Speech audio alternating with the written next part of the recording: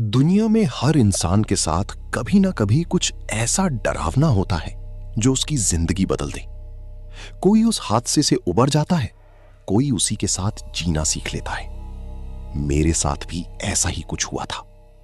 आज भी जब वो बात याद आती है मेरे रोंगटे खड़े हो जाते हैं। नमस्कार दोस्तों, मेरा नाम रोहन है। आज मैं आपको अपनी जिंदगी की सबसे डरावनी घटना सुनाऊंगा। साल 2016 की बात है। मैं 10वीं क्लास में पढ़ता था। बोर्ड की परीक्षाएं खत्म होने वाली थीं। गर्मियों की छुट्टियां लंबी थीं, तो हमेशा की तरह मैं अपने नाना नानी के घर जाने का प्लान बनाया। परीक्षा खत्म होते ही अगली सुबह मैं, मेरी छोटी बहन और मेरी मां ट्रेन से इंदौर के लिए निकल पड़ी। हमारे नाना नानी इंदौर में रहते थे। वहां मेरे मामा, मामी और मेरे साथ के कई भाई बहन रहती थी। ठीक दोपहर 12 बजे हम पहुंचे। सबने बड़े प्यार से हमारा स्वागत किया। मैंने बड़ों को प्रणाम किया और फिर दिनचर्या शुरू हो गई। सुबह उठना, नाश्ता करना, दिन भर भाई बहनों के साथ खेलना। शाम को 6 से रात 8:30 तक बस खेलती रहती। बड़ी थक जाती थी हमें बुला बुलाकर। रात को खाना खाकर हम सब मामा की छत पर सोने चली जाती। वहां सभी के बिस्तर एक लाइन में लगी होती। हम पांचों भाई बहन चांद की रोशनी में लेटी लेटी बातें करती। अक्सर रात की 12 बज जाती, पता ही नहीं चलता। एक शाम की बात है। हम पीपल के पेड़ के नीचे बैठे थे। तभी मेरे बड़े भाई ने एक भूत की कहानी सुनानी शुरू की। उसने बताया कि हमारे घर के पास जो पुराना स्कूल है, उसका आखिरी कमरा बहुत डरावना है। कहानी कुछ यूं थी। बहुत साल पहले वहां एक झोपड़ी थी। उसमें एक बूढ़ी औरत रहती थी। एक दिन वो गायब हो गई। किसी को उसका पता नहीं चला। उसके बाद रात में उस झोपड़ी से रोने की आवाजें आने लगीं। बाद में किसी ने वहां स्कूल बना दिया, लेकिन आज भी अमावस्या की रात को उसी कमरे से रोने की आवाजें आती हैं। भैया ने चेताया, रात को छत पर मुंह उस स्कूल की तरफ मत करना। मैं डर गया। मैंने सबसे कहा, चलो आज छत पर नहीं सोएंगे, लेकिन सब हंस दिए। उन्होंने कहा, बस मजाक कर रहा था, कोई भूत नहीं है। रात को हम फिर छत पर सोए। खाने के बाद हम लेट गए। मुझे कोने वाला बिस्तर मिला, जिससे स्कूल की छत साफ दिखती थी। सब सो गए, लेकिन मैं जाग रहा था। मेरी नजर बार बार उस स्कूल की तरफ जा रही थी। किसी तरह रात कटी। सुबह मैंने नाना से पूछा, क्या सच में उस स्कूल में भूत है? नाना बोले, हाँ, तू ध्यान से रहना।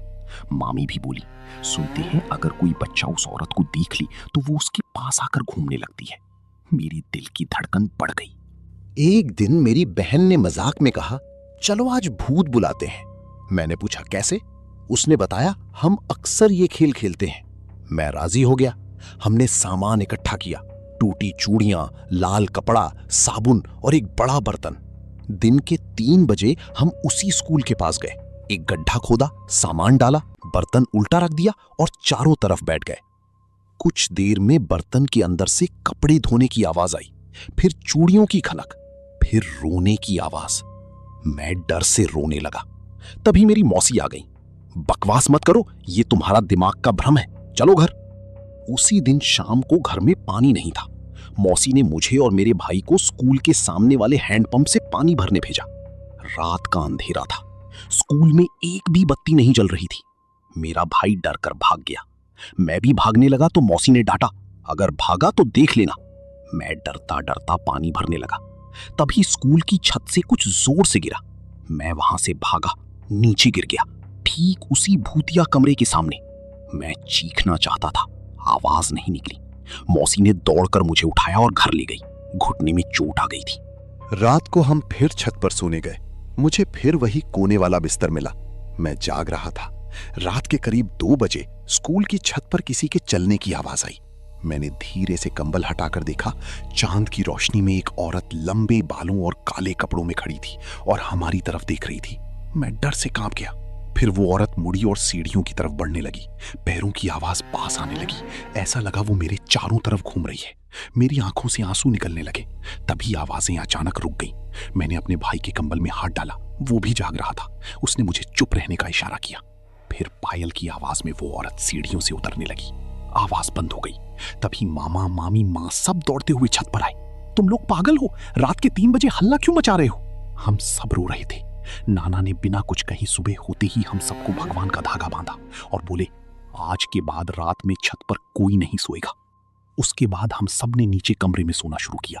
फिर भी अक्सर लगता कि कोई हमारे सिरहाने खड़ा है, कंबल खींच रहा है। एक रात में नाना के कमरे में सो रहा था। अचानक किसी ने मेरे कान में बहुत हल्की आवाज में कुछ कहा।